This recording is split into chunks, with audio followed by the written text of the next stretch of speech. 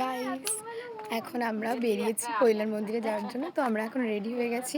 তো চলো মন্দিরে গিয়েও তোমাদেরকে দেখাবো যে কেমন ঘুরছি আমরা। চলো তোমাদেরকে দেখাই যে আমরা কারা কারা যাচ্ছি। তো এই যে আমি এখানে রেডি হয়ে গেছি।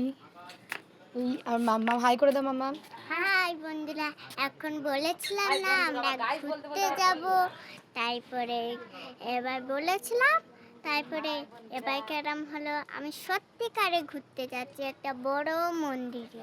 চলো তোমাদেরকে মন্দিরে গিয়ে দেখ। এই যে মা হাই করো। হাই। মাসি হাই করো। হাই। আমরা সবাই ঘুরতে যাচ্ছি। বোন হাই কর।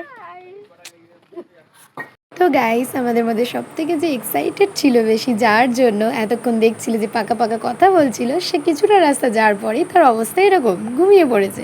তো চলো ও ঘুমাক, অনেকটাই রাস্তা বাকি আছে। তো তোমাদের সাথে আবার একটু পরে শেয়ার করছি, ঠিক আছে?